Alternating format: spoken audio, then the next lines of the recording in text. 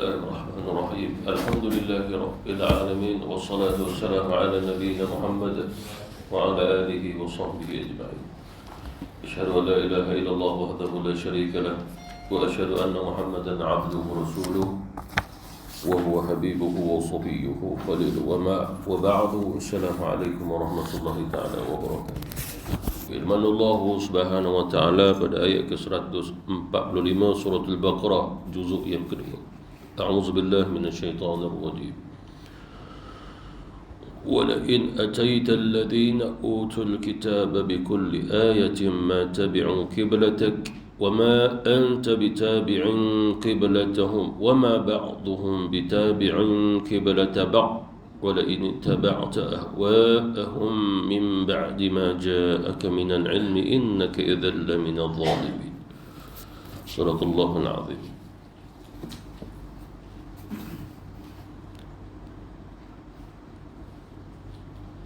ولئن أتيت الذين أوتوا الكتاب, dan sekiranya kamu mendatangkan kepada orang-orang ahli kitab, iaitu orang Yahudi dan juga orang Nasrani, bikulli ayatin, semua daripada ayat yang telah difirmankan oleh Allah Subhanahu wa taala, ataupun sesuatu yang diwahyukan oleh Allah Subhanahu wa taala, yang mana wahyu itu sama seperti mana apa yang telah diwahyukan oleh Allah Subhanahu wa taala dalam kitab mereka, Taurat dan juga Injil. Ma tabi'u qiblatak, pasti mereka tidak akan mengikuti akan kiblatmu. Apa maksudnya di sini? Ada beberapa maksud. Antara maksudnya berkaitan dengan akidah. Kalau sekiranya ahli kitab itu akidahnya benar, ikutannya itu benar, ajarannya benar, agamanya benar, maka kebenaran itu diambil, dikira melalui akaidnya dulu, akidah. Mana boleh pegang dengan Taurat, mana boleh berpegang dengan Injil, sedangkan akidahnya salah.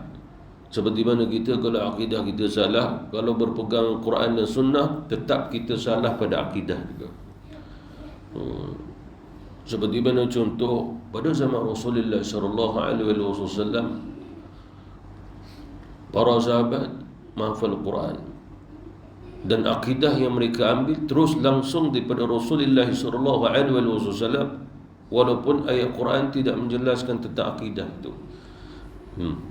Mana cukup memadai belajar iman dengan Rasulullah SAW tanpa melalui Quran. Oleh kerana itulah kata sahabat Rasul, kami belajar iman dengan Rasulullah secara langsung, kemudian barulah kami belajar Quran. Iman ini menunjukkan pada akidah. Kalau sekiranya tidak diturunkan Quran sekalipun, tetap para sahabat berakidah dengan akidah yang benar, iman yang pasti diterima oleh Allah. Tapi Allah Subhanahu wa taala berkehendaki untuk menurunkan Quran untuk membenarkan musaddiqan lima baina yaday min at-Taurat wa Injil. Tapi turunnya Quran untuk membenarkan Taurat dan juga Injil yang dibaca, yang dipegang oleh Yahudi dan juga Nasrani. Dan di dalam kitab Taurat, di dalam kitab Injil, Allah Subhanahu wa taala menyatakan bahawa kiblat bagi umat yang terakhir adalah Masjidil Haram, Kaabah. Disebabkan apa? Disebabkan dalam Taurat dan juga Injil, apa yang difirmankan oleh Allah Subhanahu wa taala kepada kita melalui Quran ada dalam Taurat dan juga Injil. Oleh kerana itu, bukan sekadar mereka mengenal Nabi Muhammad, mereka juga mengenal sifat pada Nabi Muhammad, ajarannya, perintah-perintah suruhannya, perintah-perintah larangannya, termasuk juga sewaktu beribadah, kiblatnya mana. Lalu Rasulullah SAW diperintah oleh Allah Subhanahu wa taala berdakwah kepada mereka. Nabi pun dakwah, Nabi beritahu bahawasanya Allah Subhanahu wa taala telah memerintahkan kami untuk solat sambil menghadap ke Baitullah Al-Haram. Di sana terdapatnya Masjidil Haram. Walaupun tak nampak dengan mata, tapi itu arah kiblatnya. Kiblatnya adalah Kaabah, Baitullahil Haram. Lalu perkara itu telah dimaklumi oleh orang Yahudi dan juga Nasrani atas perintah Allah. Oleh kerana itulah ayat sebelum ini yang telah kita pelajari, mereka mengetahui itu perintah Allah. Mana menunjukkan ada dalam Taurat, ada dalam Injil. Akan tetapi kalau sekiranya mereka benar, pasti kiblat mereka juga seperti mana kiblatnya umat Islam. Mereka tidak akan berkiblatkan dengan Baitul Maqdis juga. Kalau sekiranya kiblat mereka enggan berkiblatkan dengan Baitullahil Haram, apatah lagi untuk mengikut Nabi Muhammad sallallahu alaihi wasallam. Oleh kerana itulah Allah Subhanahu wa taala beritahu, bi kulli ayatin, apa saja hujahmu ya Muhammad, apa saja yang kau telah sampaikan, buktikan kepada mereka, ma tabi'u qiblatak, pasti juga mereka tidak akan mengikut kiblatmu. Ini menunjukkan bahawasanya ahli kitab Yahudi Nasrani bukan golongan yang mudah untuk dibuat bincang. Isi kandungan kitab mereka itu yang sama dalam Quran, itu dah isi kandungannya benar, yang betul. Itu pasal mereka tak boleh menolaknya. Tetapi tetap mereka perlu menolaknya disebabkan kalau sekiranya mereka tidak menolak, maka gugurlah kepimpinan mereka, gugurlah asabiah mereka, sifat perkauman Yahudi Nasrani. Itu disebut dalam tafsir. Lalu kalau mereka mengikut Nabi Muhammad SAW, maka tidak ada lagi pemimpin ketua di kalangan orang Yahudi, tidak ada lagi ulama Yahudi, tidak ada lagi rahib Yahudi. Mereka tidak dapat makan hasil daripada rumah-rumah ibadah baik Yahudi dan Nasrani. Risiko mereka sangat besar. Lebih-lebih orang Yahudi, dia tak boleh buat bincang walaupun Nabi nak bincang dengan dia, tak jalan. Seorang Nabi Rasul pernah berbincang dengan dia, tak jalan. Punyanya keras hatinya orang Yahudi. Ja'far, sahabat Rasulullah, pernah berhutang dengan orang Yahudi, tapi cara pajak. Cara pajak ni, contoh, dia letak dalam satu barang yang ada harga. Lalu dengan harga itu dia dapat dah pinjaman. Lalu dia kena melunaskan hutangnya dalam satu tempoh yang ditetapkan. Kalau tidak, barang tu milik orang Yahudi tu. Lalu Ja'far pun pergi bincang. Dia kata, minta tangguh boleh tak? Tangguh dalam beberapa hari, bukan beberapa tahun, bukan beberapa bulan pun. Tangguh beberapa hari pun. Aku akan melunaskan hutang piutangmu, hutang piutangku kepadamu untuk aku menebus kembali barangku ini. Cuma bagi tempoh padaku beberapa hari, bukan beberapa bulan, bukan beberapa tahun. Boleh Yahudi tu cakap, tak, tempohmu last sekali esok pagi. Bagi saya 3 hari, tak. No way man. Betul kan? Tak boleh. Bincang lagi, tak, esok pagi yang terakhir. Tu sedihlah dia dengan sikap orang Yahudi tu. Sebab apa? Kalau sekiranya esok pagi dia tak serahkan, dia tak lunaskan hutang yang terakhir, barang tu milik orang Yahudi. Sebenarnya dia sengaja je begitu. Tu dah nampak perangai orang Yahudi dah. Pergi jumpa Nabi, report ke Nabi, ya Rasul, boleh tak kau pergi ke fulan bin fulan tu ya Rasul? Dia seorang Yahudi ya Rasul. Dia pun cerita. Nabi SAW pergi. Ni Nabi Rasul ni, lidah Nabi lagi fasih, Nabi lagi orang yang hebat bila berbicara. Tapi dia berbicara dengan orang yang dilaknat oleh Allah, dilaknat oleh alam ni. Seperti mana ayat yang kita akan belajar nanti, ulaika yal'anuhumullah wa yal'anuhumul la'idun. Golongan dia adalah golongan yang dilaknat oleh Allah, dan semua makhluk laknat dia. Apa dia makan, makanan laknat dia. Dia berjalan atas tanah, tanah laknat dia. Pakaian yang dia pakai, laknat dia. Itu nanti dia sampai tafsiran ahli kitab yang sentiasa dilaknat oleh Allah. Lalu bincang-bincang, apa kata Yahudi itu, ya Muhammad, sama esok pagi yang terakhir. Tak boleh buat bincang. Ni Nabi Rasul ni. Perhatikan punya kerah hati. Sebab bukannya kita kata mereka kerah hati, Allah pun kata dulu. Orang Yahudi ni keras hatinya lebih keras pada batu yang keras. Itu telah kita pelajari dalam surah Al-Baqarah juga, juzuk yang pertama. Lalu kita dah tahu sikap dia. Cuma tahu tak bijaknya orang Yahudi, dia tengok undang-undang. Bijak kita pula tak tengok undang-undang. Maksudnya apa? Bijak orang Yahudi akan mencipta undang-undang bukan untuk dia tapi untuk orang lain. Kalau ditembak orang mati, orang tu tidak ada undang-undang untuk hukum dia yang menembak tu. Tapi kalau sekiranya kita tembak dia, kita dihukum undang-undang dia. Sampai hari ni.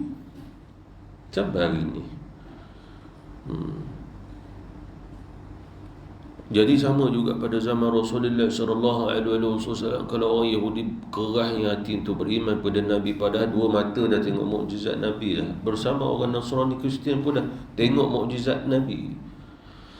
Kalau mereka tak tengok mukjizat pun, baca Taurat, baca Injil, kisah Nabi itu, sifat Nabi dia boleh tengok, dan zatnya Nabi dah ada dalam Taurat dan Injil.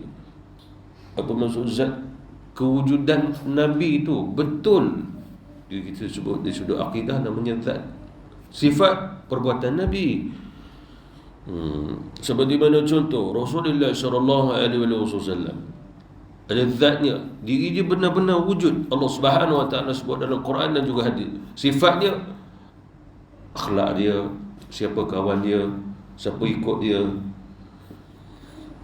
Kalau kita belajar akidah, macam sifat kita lah, diri kita pun ada zat. Seperti mana contoh ni, tangan, ini zat. Sifat pada tangan, sifat pada zat, dia mengambil, dia menggenggam, itu sifat. Kaki, itu zat. Kita melangkah berjalan, itu sifat.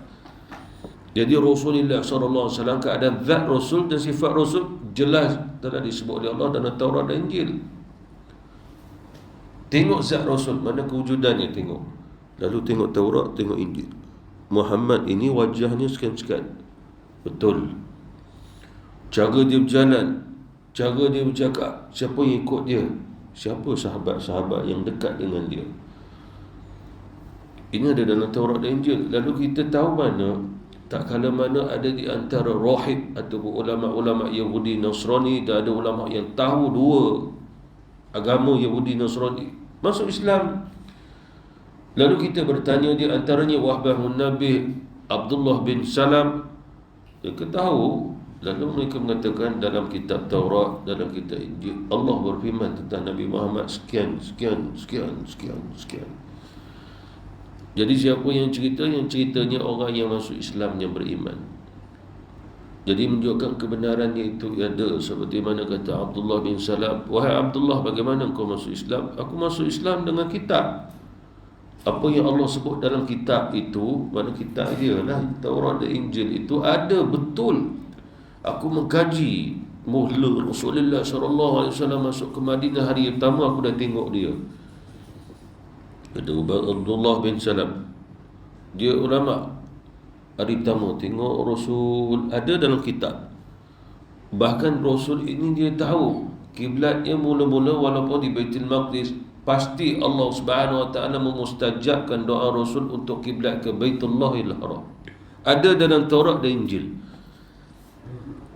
Dalam Taurat dan Injil menceritakan bahawasanya kiblat ke Baitul Maqdis adalah sementara saja sebelum berpindah ke kiblatnya Baitullahil Haram. Dia tahu. Yahudi yang tak tahu yang cakap banyak, padahal bila baca balik dia tahulah. Dan salah satu kejahilan mereka, sebab mereka ni orang yang tak baca. Yang baca duk diam. Apa yang dilakukan Muhammad ada dalam Taurat dan Injil. Yang tak baca, mana mengarut punya agama. Islam tu agama yang mengarut. Ataupun dia tak kata agama Islam, dia kata apa yang dibuat Muhammad mengarut je. Muhammad pendusta. Ini siapa yang tak baca kitab. Yang baca kitab, diam. Itu besar dalam surah Al-Baqarah ayat berapa tak? Juzuk yang pertama kita belajar. Orang yang dah tahu, bagi tahu kepada orang lain. Kamu kalau nak debat dengan Muhammad, kamu kena ada ilmu. Perhatikan kata-kata mereka. Kenapa agaknya?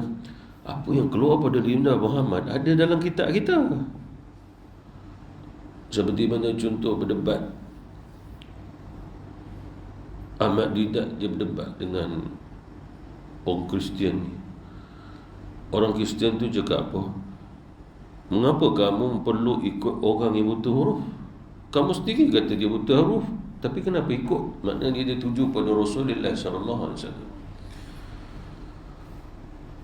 Apa jawapannya Ahmad Didat? Ahmad Didat kata, kalau kamu nak tahu, bahkan kalau kamu adalah pembaca Injil yang setia, pasti kamu akan menemui orang yang kamu sebut. Lalu Ahmad Didat pun bagi tahu, ini kita macam kita surah lah, dia versi dia, chapter dia, ayat dia.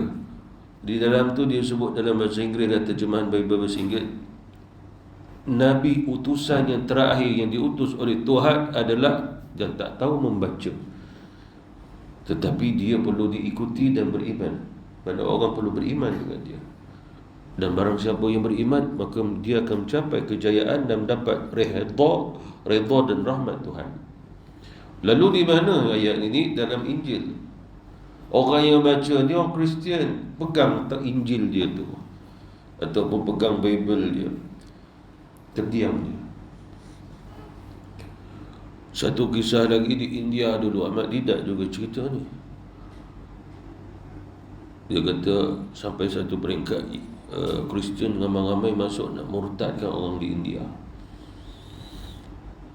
Pada zaman Maulana Abdul Aziz Ad-Dihlawi, ulama hadis, ulama besar, Syah Abdul Aziz Ad-Dihlawi, berketurunan Syah Waliullah Ad-Dihlawi.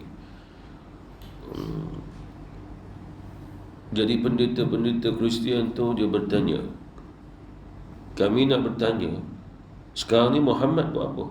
Maknanya dia kata Nabi Muhammad sedang buat apa sekarang ni? Lepas tu Maulana, sebab India sebutlah Maulana ni diam. Pendeta-pendeta ni menunggu-nunggu jawapan. Tak ada jawapan. Bila tak ada jawapan, dia tanya lagi.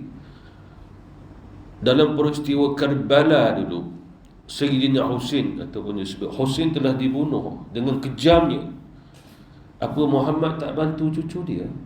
Muhammad tak doa kepada Tuhannya agar Allah Subhanahu Wa Taala, agar Tuhannya itu bantu cucu dia?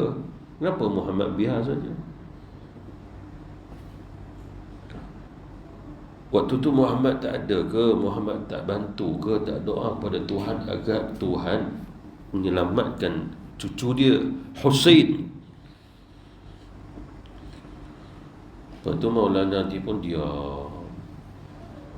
pendeta-pendeta itu pun dia mahukan jawapan. Wahai Maulana, mana jawapannya? Seolah-olah macam kita kalah dalam perdebatan tu.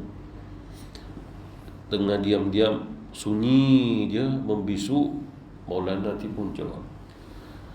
Dia kata ada, Muhammad telah minta Tuhan agar membantu cucunya, tapi Tuhan menjawab, ya Muhammad, itu anakku ditangkap, kemudian disiksa, dibunuh, disalib. Aku pun tak bantu dia, apatah lagi cucumu. Apa maksud di sini?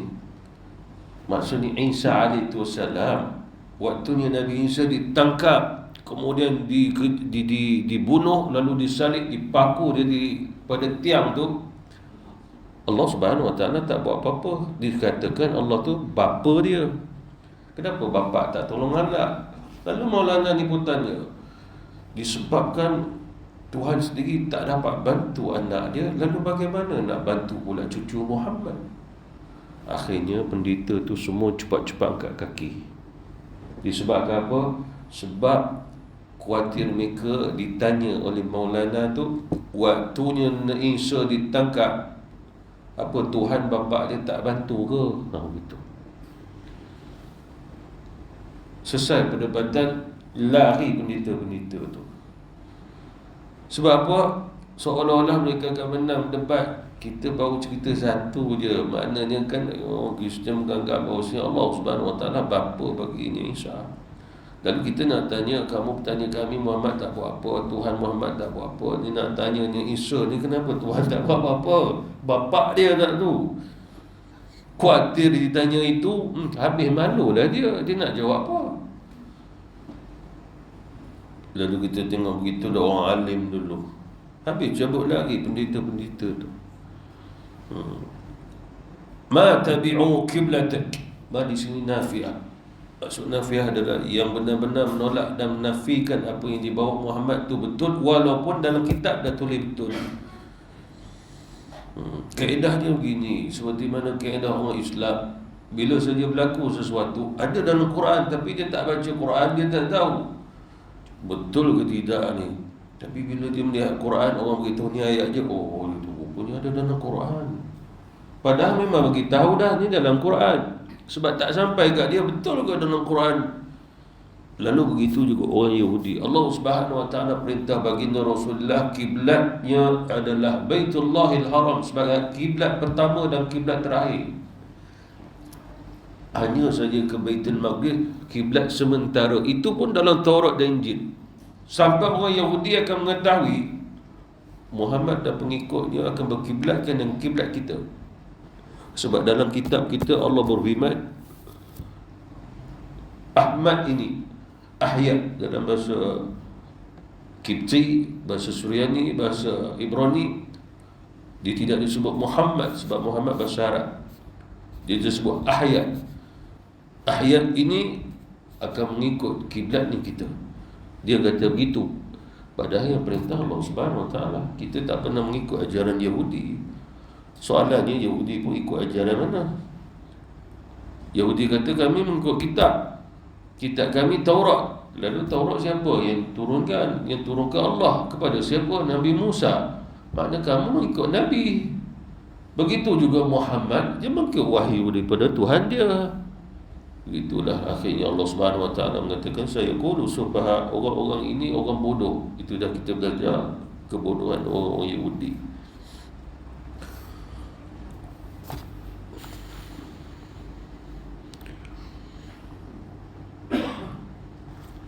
Wama anta bitabi'in kiblatahu, dan begitu juga kita tidak akan kembali mengikut akan kiblatnya orang-orang Yahudi. Ini menunjukkan kalau kita berkiblatkan 16-17 bulan dengan Baitul Maqdis, bukan untuk mengikut mereka, tapi adalah daripada Allah Subhanahu Wa Taala.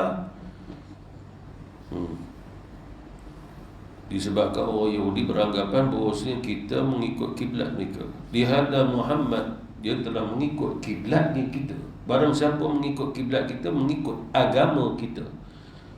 Dan jahat. Jadi bila Rasulullah SAW buat yang bertentangan dengan ajarannya Yahudi, tu yang kata, mengapa Muhammad buat begini-begini, kiblat dia ikut betul, tapi ajaran yang ni dah lain. Itu akhirnya itu yang mereka mencela baginda Rasulullah SAW. Padahal Allah kata di kalangan ahli kitab mengetahui perkara itu, al-haqqu mir rabbihim, itu adalah benar daripada Tuhan mereka. Ini Allah Subhanahu Wa Taala. Benar orang pergi sembang orang Yahudi, kami nak tanya, Tuhan kamu siapa? Tuhan kami adalah Tuhan yang kamu sembah, Allah kan? Kami juga Tuhan kami Allah. Akan tetapi hendaklah kita ketahui, dalam Quran Allah Subhanahu Wa Taala menyebut, ya, mereka mengakui Allah Subhanahu Wa Taala Tuhan, maksudnya adalah yang menurunkan kitab Taurat bagi orang Yahudi itu kepada Nabi Musa. Tetapi hendaklah kita ketahui, mereka belajar tentang Allah, mengenal Allah tidak sama seperti mana Islam mengajar kita tentang Allah. Apa maksudnya di sini?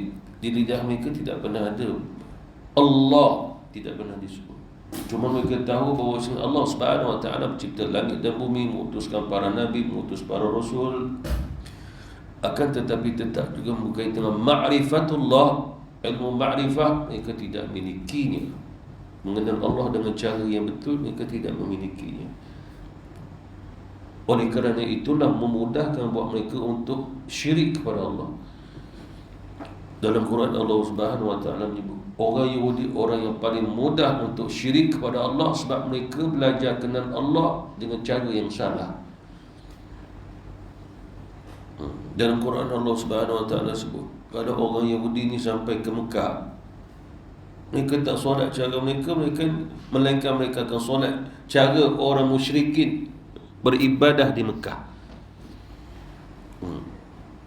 Mereka tinggal cara ibadah mereka, Yahudi mereka tu, mereka terus beribadah caranya musyrikin beribadah. Itu kan syirik. Bahkan dalam Quran sedikit disebut oleh Allah, sehinggalah orang Yahudi menyembah berhala yang disembah oleh orang musyrikin.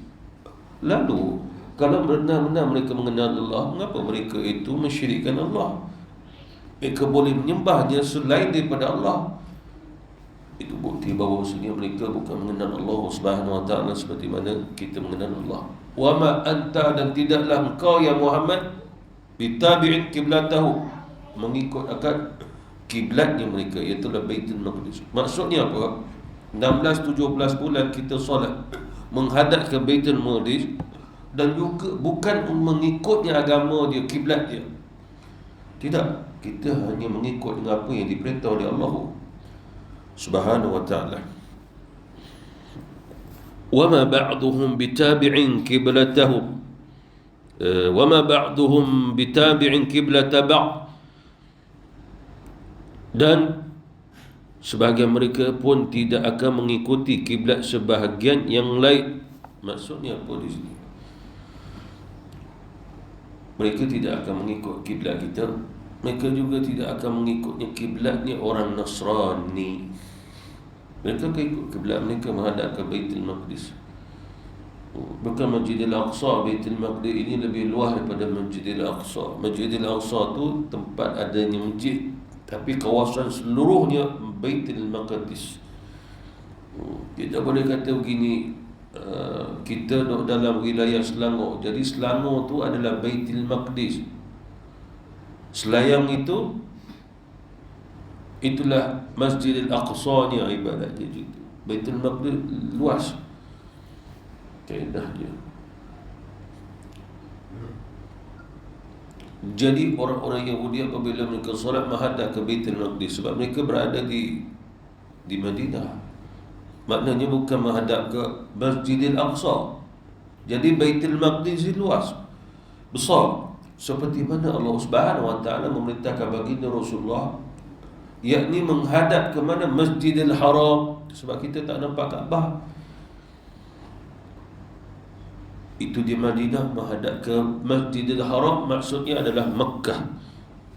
Orang Yahudi menghadap ke Baitul Maqdis, maknanya daerah Syam. Kaedah dia gitu. Sebab tak nampak. Tapi bila kita nampak saja, kita kena solat menghadap ke kiblat tu terus Kaabah. Macam kita di Indonesia ni menghadap ke Saudi, sebab dah jauh, lebih berapa ribu batu.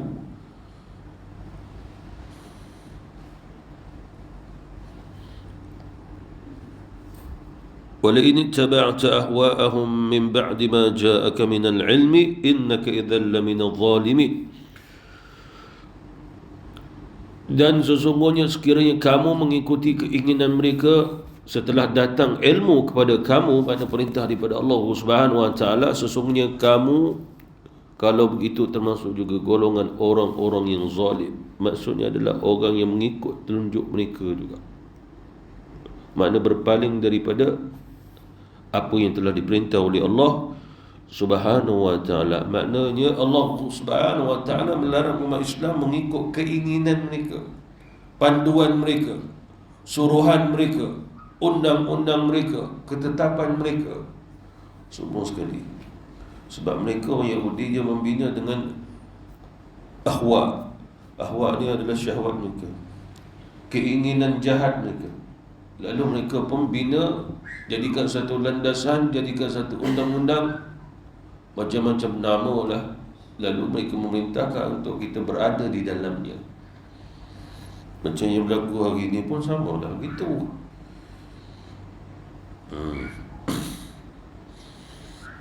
Cuma sekarang ini memanglah viral cerita di sana. Cuma tambahan viral lagi ni, Imam Mahdi tu. Imam Mahdi dah ada. Namanya Muhammad bin Qasim. Muhammad Qasim. Dia tak kata, saya tak kata saya Imam Mahdi. orang yang kata orang percaya mimpi-mimpi dia. Dia mimpi bertemu Rasul beratus kali, bermimpi melihat Allah, bermimpi bercakap dengan Allah ratusan kali. Lalu dia pun cerita mimpi dia. Sehingga sebahagian orang taksub percaya mimpi dia, sebab bagi orang yang dah taksub mimpi dia betul. Rupa-rupanya Muhammad Qasim ni dia ahli politik di Pakistan. Dia nak jadi menteri di Pakistan. Lalu dia ada pengikut dia agak undi dia. Sebab apa? Dia calon yang terbaik. Sebab dia tahu keadaan Pakistan bagaimana. Dan dia dapat memulihkan Pakistan. Sebab apa? Dia adalah Imam Mahdi. Keluar dia ada Imam Mahdi. Sebab saya ikuti orang ni. Lepas itu pula dia bagi tahu.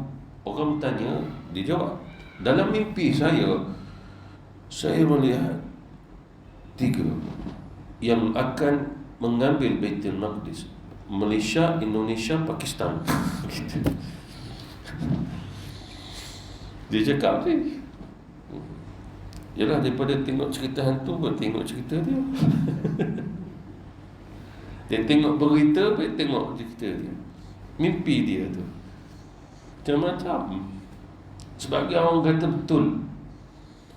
Yang herannya kalau dah mimpi nanti Israel masuk bom bangunan tu, dia kata nanti Israel masuk bom bangunan tu. Tengok tak lama memang bom. Kenapa dia tak cerita, suruh bagi tahu nanti Israel masuk nak bom, buat macam ni. Nanti Israel tu cabut lagi. Dia tak buat pula. Yang berlaku, yang akan apa yang Israel buat dia cerita. Tapi bagaimana nak elak sebelum Israel buat, dia tak berjaya nak bagi tahu. Maka mimpi dia bukan mimpi betul, tapi dia reka-reka. Lagi satu, bagaimana nak dikatakan Imam Mahdi dia tak tahu cakap Arab. Dia duduk Pakistan.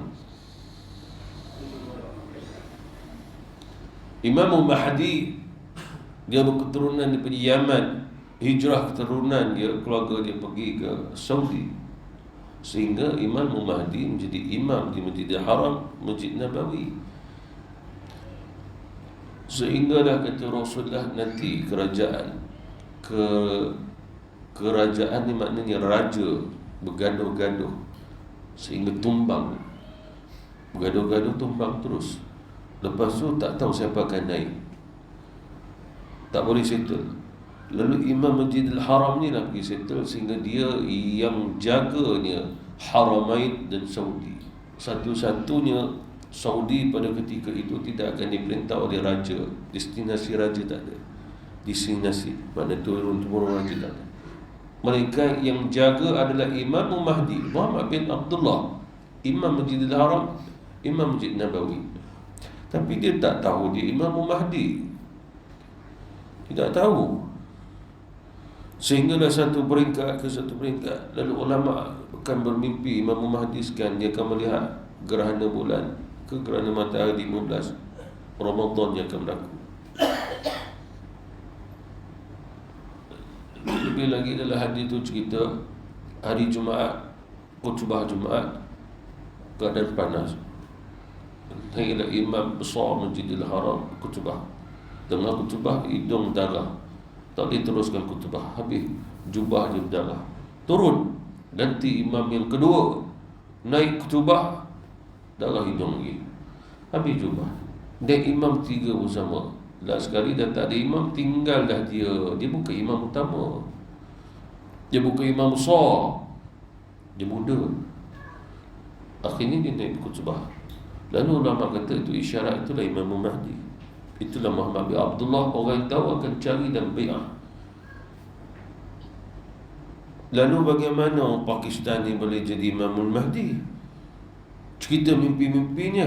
Sedangkan Imam Mahdi membawa Quran dan Sunnah Rasulullah dan tidak pernah akan membawa ni mimpi-mimpi. Disebabkan mimpi bukan usul dalam syariat. Usul kita dalam hukum adalah Quran, hadis, ijma', qiyas. Tak ada langsung mimpi tertentu. Lalu bila dia berpegang dengan mimpi, Allah perintah agar aku cerita mimpiku pada kamu. Maka itu bertentangan dengan tujuan Quran diturunkan kepada umat Rasulullah SAW. Dia perlu disebarkan Quran. Masalahnya dia tak tahu tafsirul Quran, dia tak tahu isi kandungan Quran. Dia bukan menghafal Quran. Rupa-rupanya bila tengok rupa dia memang nak cari jadi pemimpin besar di Pakistan. Maknanya parti politik. Begitu orang nak jadi parti politik pun jangan sampai jadi Imam Mahdi. Ketawa ke orang yang tahu je. Tapi yang ikut-ikut dia ada yang serban-serban juga. Tentu serban tu bengong punya orang tu. Takkan dia tak tahu Imam Mahdi kebenarannya bagaimana, kebatilannya bagaimana.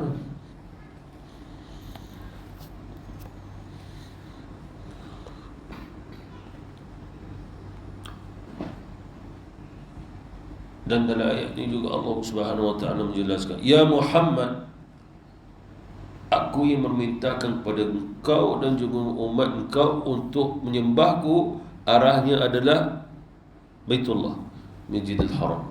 Itulah ilmu. Akan tetapi tak kala mana datangnya Yahudi, "Ya Muhammad, kembalilah berkiblatkan ke kiblat kami. Kami akan membantumu. Kami akan bergabung denganmu untuk demi Madinah." Maknanya seolah-olah nak membangun Madinah dengan cara kita sepakat dengan dia. Salah satu adalah ibadah ikut cara Yahudi beribadah, antaranya kiblat. Dan Allah Subhanahu wa taala tidak memerintahkan demikian. Cuma kalau kita ikut Rasulullah, mustahil Nabi akan ikut, takut umatnya ikut. Bila umat yang mengikut, dan Allah kata, "Innaka idzal laminadh zalimin." Sesungguhnya engkau, maknanya Rasulullah tak buat tapi dinisbahkan kepada umat Rasulullah, termasuk orang yang melakukan kezaliman. Maksudnya tidak melakukan keadilan yang telah diperintah oleh Allah Subhanahu wa taala. Oleh kerana itulah yang masih berterusannya peperangan dekat sana tu, disebabkan kita masih tidak mahu tunduk atas undang-undang diorang. Kita tak mau. Kita ni maksudnya orang di sana lah. Sebab apa? Kalau kita ikut undang-undang mereka, antaranya adalah kita kena keluar daripada tempat wilayah Gaza. Kita kena keluar ikut undang-undang dia. Sebab dia kata ini milik kami, dan kamu tidak boleh lagi nak kata Baitul Maqdis ke Masjid Al-Aqsa untuk kamu. Dah tak ada dah. Kamu kena ikut. Lalu kalau kiranya kita ikut, makna kita tidak ada perjuangan, kita akur, makna menunjukkan kita dah buat zalim, tak mempertahankan Baitul Maqdis. Cuma hendaklah kita ketahui, semalam tu ada jemaah dia tanya, adakah Hamas dan juga Fatah itu beraliran berakidah Ahlussunnah wal Jamaah? Soalan ditanyakan. Disebabkan apa yang perlu kita pelajari tentang jihad fil Islam, ulama berfatwa dengan beberapa fatwa, bahkan dah ada buku kita fatwa jihad di Palestin. Dan hendaklah kita ketahui bahawasanya mufti di Palestin pun tidak setuju apa yang dilakukan oleh Hamas. Dia tak ada fatwa suruh berperang. Tidak. Disebabkan dia tahu, sebab dia ikut pada usul fiqh, qawaid fiqhiyah. Kalau kita memerangi Yahudi, maka akan berlaku seperti mana hari ini. Lalu jangan memulai, sabar dulu. Ini sama seperti mana Muhammad Yasin dulu. Itu pasal bila Muhammad Yasin kata kita jangan memerangi dia. Sebab apa? Maqasid syariah mengajak jaga nyawa lebih besar daripada nak jaga harta. Tak apalah buat masa ini, dia ambil tanah kita, satu hari nanti Allah ambil balik. Bukan kita ambil, Allah akan ambil. Khutbah Muhammad Yasin. Lalu ada di antara pengikut dia tak suka, pergi bom dia. Tak bom dekat bawah kursi roda dia. Yang bom dia geng dia sendiri, pengikut dia sendiri. Sebab apa? Muhammad Yasin tak mau ni jihad. Yasir Arafat orang lain, dia jaga Palestin. Ini cerita Muhammad Yasir Arafat, bukan Muhammad Yasin jadi sunnah wal jamaah. Kaedahnya betul. Jadi kaedahnya ini bertentangan dengan apa yang dibawa oleh Hamas hari ini. Sebab Hamas mahu berperang, berjihad Cuma kesilapan mereka adalah mereka tidak mempunyai kekuatan dan juga senjata yang lengkap untuk memerangi Yahudi itu. Kita tak sebut Yahudi, kita sebut Zionis. Zionis itu mulhid. Dia bukan ada agama, dia murtad. Zionis itu murtad, dia tak ada agama, dia etis. Etis, dia bukan ortodok, dia etis. Dia pakai kopiah kecil sebab apa? Melambangkan keturunan Yahudi, bukan melambangkan agama. Bagi mereka bukan agama, ini keturunan Yahudi, keturunan bukan agama. Mereka tak mau agama. Itu adalah Zionis. Lalu jawapan oleh ulama-ulama kita, antara ulama di Al-Azhar pun juga menyatakan bahawasanya ya, di dalam Hamas itu tidak mustahil ahli sunnah ada, Khawarij ada, Syiah paling besar dan paling banyak. Oleh kerana itu yang membantu Hamas hari ini semua Syiah. Tidak ada daripada ahli sunnah wal jamaah yang membantu. Iran Syiah, Iraq Syiah, Houthi Yaman Syiah. Kerana apa? Pemimpin terbesar dia di kalangan Hamas, dana terbesar ambil datang daripada Iran yang mana dia Syiah. Ahli sunnah wal jamaah tak kembali daripada usul dan qawaid fikih. Lalu apa yang berlaku? Hanya didoakan agar semoga anak-anak, orang perempuan, laki-laki semuanya jihad agar mereka tu dapat syahid. Yang berjihad, wallahu alam, kami tak masuk campur. Kata guru saya, sesungguhnya Hamas yang berjihad, kita tidak kata mereka syahid kalau mereka mati, dan kita pun tak kata bahawasanya mereka itu tak syahid. Kami tak mau cakap apa-apa, dan kami tidak sokong 100%. Kami juga tak menolak 100%, kerana dalam hal ini kami serahkan kepada Allah Subhanahu Wa Taala. Kaedah sama juga Fatah begitu. Cuma Fatah dia lebih pada rundingan yang mana nak damai, tak mau gaduh-gaduh. Hamas ni, jadi apa yang berlaku itu menyebabkan berlaku hari ini. Itulah maksudnya kelompok-kelompok yang berjihad tanpa melalui fatwa ulama-ulama. Maknanya ulama berfatwa jangan, belum lagi tak, don't keluar juga. Sebab Hamas dia tak pakai fatwa ulama, dia pakai grup dia, sebab dia parti politik sendiri dia. Dia tak mau dengan ulama yang berfatwa. Itu ulama berfatwa jangan, nanti dia tak boleh nanti. Akhirnya jadilah seperti mana hari ini. Lalu oleh kerana itu Hamas tidak termasuk kelompok ahli sunnah wal jamaah yang sunnah. Dia tidak termasuk. Cuma tadi kita lah, sebab dia berjuang, betul lah perjuangan, cuma kita ambil pada usul, itu je. Kembali pada usul. Wallahu ta'ala a'lam. Wa billahi taufiq wal hidayah. Wassalamualaikum warahmatullahi wabarakatuh. Boleh azan lagi tu, InsyaAllah azan dulu.